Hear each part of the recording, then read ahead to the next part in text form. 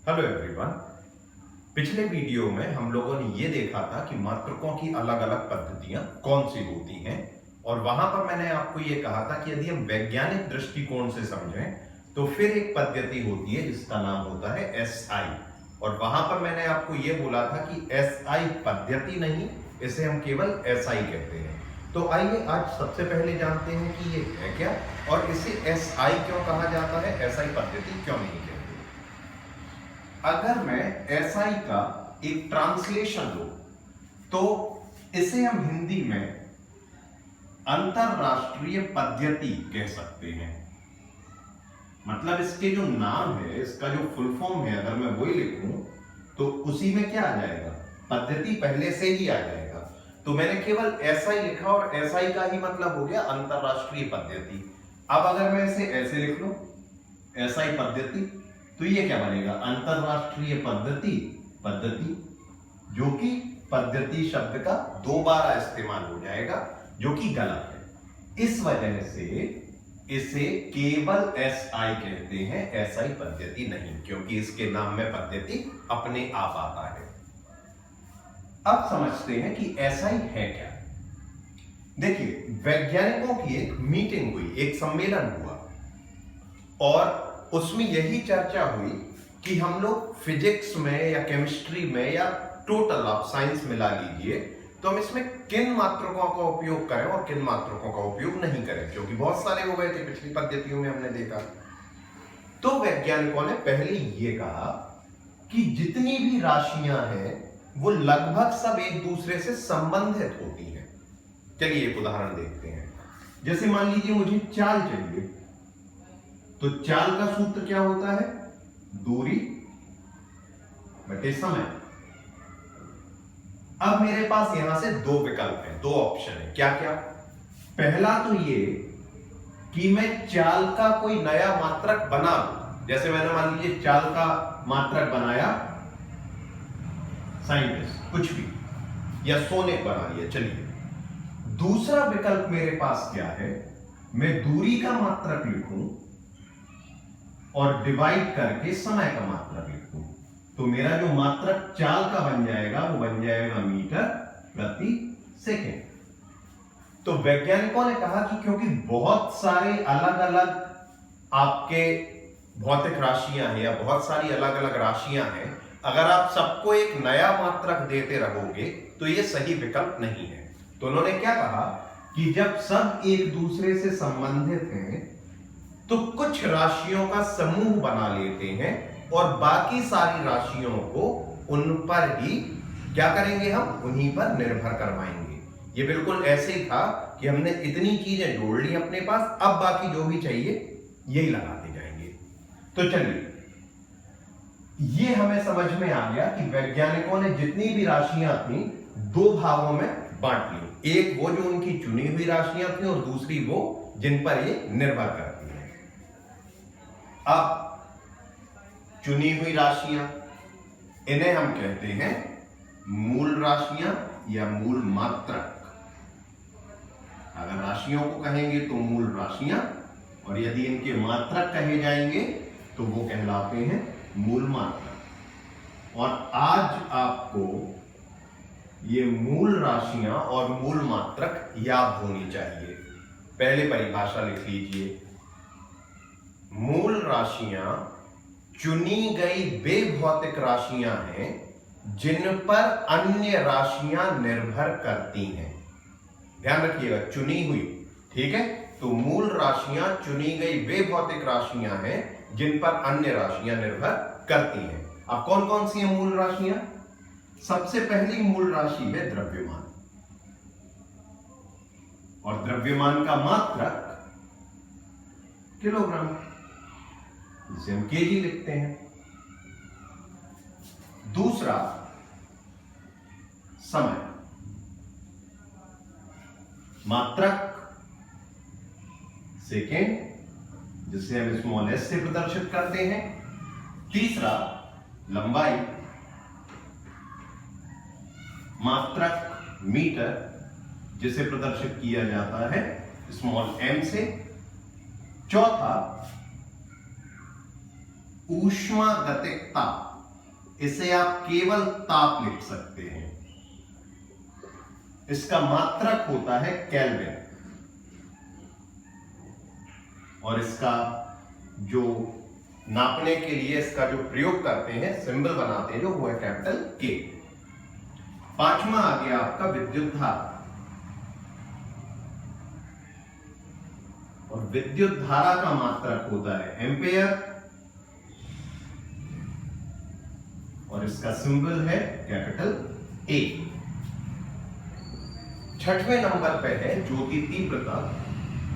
अब जो बच्चे केवल बोर्ड के लिए तैयारी कर रहे हैं, आपको आपके पूरे कोर्स में ज्योति तीव्रता कहीं नहीं मिलने वाली। ये एक समय था जब आपके कोर्स में हुआ करती थी, लेकिन अब ये पोर्शन हट गया है। और सातवें नंबर पे है पदार्थ की मात्रा।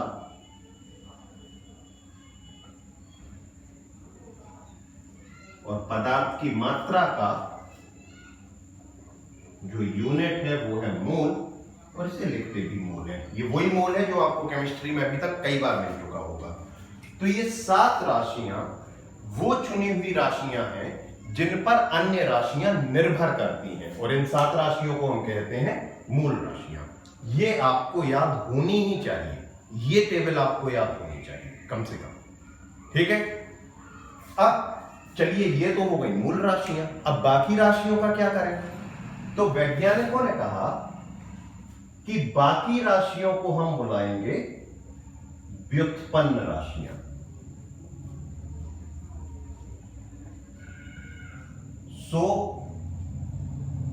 एसआई में पहली हो गई आपकी मूल राशियां, और इनके मात्रकों को हम कहते हैं मूल मात्रक।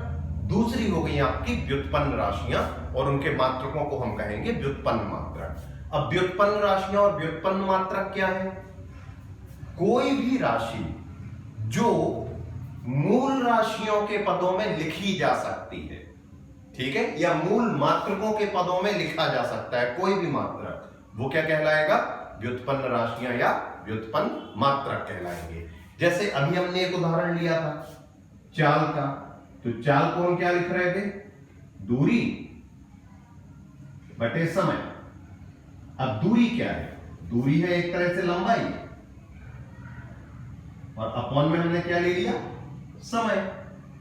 तो अपने पास राशि थी चाल, लिखा हमने क्या? लंबाई और समय, मतलब मूल राशियों के पदों में ऐसे लिख सकते हैं। तो चाल एक प्रकार की बन गई आपकी व्युत्पन्न राशि। और भी कई सारे उदाहरण हम लोग इस प्रकार के ले सकते हैं। जैसे मान लीजिए क्षेत्रफल, तो क्षेत्रफल क्या बनेगा? लंबाई का वर्ग, भुजा की लंबाई का वर्ग, जैसे हम कहते हैं वर्ग का क्षेत्रफल। तो राशि क्या है? क्षेत्रफल है। और हमने ली क्या? एक मूल राशि उठाई और मूल राशि के पदों में उसको लिख लिया। तो ऐसी सारी राशियां जो मूल राशियों के पदों में लिखी जा सकती हैं, वो व्युत्पन्न राशियां कहलाती हैं। तो अब एक बार जल्दी से हम लोग एसआई को देख लेते हैं। एसआई एक ऐसी पद्धति है जो वैज्ञानिकों ने सम्मेलन में बनाई।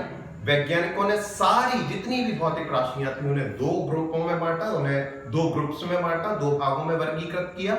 पहले भाग को उन्होंने कहा कि ये चुनी हुई वो राशियां हैं जिन पर अन्य राशियां निर्भर करती हैं, और इन राशियों को कहा मूल राशियां। और बाकी जितनी भी राशियां, इन 7 के अलावा बाकी जितनी भी राशियां हैं, वो सारी की सारी इन 7 के पदों में लिखी जा सकती हैं। उन राशियों को कहा गया व्युत्पन्न राशियां। इसके अलावा 2 राशियां और हैं जिन्हें पूरक राशियां कहा जाता है। पूरक राशियां ऐसी राशियां हैं जो ना तो मूल में है, मतलब इनकी सहायता से हम कोई और राशि नहीं लिखते, और ना ही व्युत्पन्न में है। ये राशियां इनमें से किसी का भी प्रयोग नहीं करती, लेकिन इनकी जरूरत हमें फिजिक्स में पड़ती है। पहला है कोण, जिसके बारे में आप काफी छोटी क्लास से सीख रहे हैं। क्लास 6-7 से मैथ में आ जाता है कि कोण क्या होते हैं। और कोण का जो मात्रक लेते हैं वो लेते हैं रेडियन। आप कोण का मात्रक अभी तक डिग्री प्रयोग करते होंगे, अब डिग्री नहीं, अब किस पर पहुंच जाएंगे, रेडियन पर। और आपको आसान सी एक चीज याद रखनी है कि पाई रेडियन, या इसी को हम कह सकते हैं 22/7 रेडियन, इसका मान 180 डिग्री के बराबर होता है। जैसे अगर कभी किसी ने पूछ लिया कि 30 डिग्री है, रेडियन में बदलिए, तो भाई 180 डिग्री है पाई रेडियन, तो 30 मतलब इसका 1/6 करना पड़ेगा, तो फिर पाई का भी 1/6 कर दीजिए, तो 180/6 बराबर पाई/6 रेडियन हो जाएगा। और दूसरा है घन कोण, जिसकी चर्चा हम लोग तब करेंगे जब ये हमारे टॉपिक्स में इस्तेमाल होगा। इसका मात्रक होता है स्टेडी। सो पूरा का पूरा एसआई सिस्टम ये आपके सामने रहा। एसआई में मूल राशियां हैं, बाकी राशियां मूल से आप हटा दीजिए तो व्युत्पन्न कहलाती हैं, और ये दो पूरक राशियां कहलाती हैं, ये ना मूल में आती हैं ना व्युत्पन्न में आती हैं। अब मैं आज आपको एक होमवर्क भी दे रहा हूं। आपका होमवर्क ये है कि ये सारी जो राशियां हैं इनके आप मात्रक देख रहे हैं, इन मात्रकों की परिभाषाएं होती हैं। मतलब 1 किलोग्राम किस द्रव्यमान को कहते हैं, या 1 सेकेंड कितना समय होता है। आपको ये सारी परिभाषाएं पढ़नी है। आप चाहे जो भी बुक इस्तेमाल कर रहे हो, आप उस परिभाषा को पढ़िए जरूर। याद नहीं करनी है, मुझे बिल्कुल नहीं चाहिए कि आप वो बड़ी बड़े अंक या बड़ी बड़ी संख्या याद करें। याद करने से हमें मतलब नहीं है, लेकिन हमें ये आइडिया होना चाहिए कि ये मात्रक आखिर होते किसके बराबर हैं। आज के लिए इतना ही। अगर आपके कोई कमेंट्स हैं, आपके कोई क्वेश्चंस हैं, तो प्लीज कमेंट्स में हमें बताइए। अगले टॉपिक में हम लोग बात करेंगे अब विमाओं की। Thank you.